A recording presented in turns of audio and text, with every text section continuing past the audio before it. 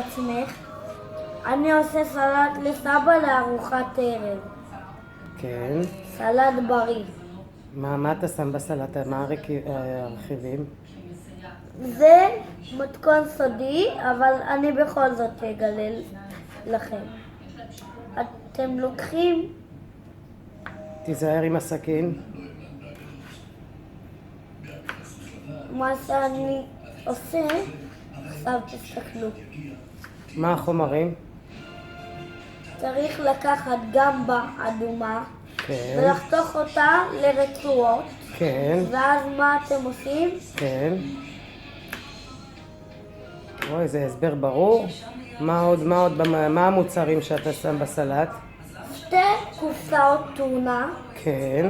תירס אחד גדול, כן.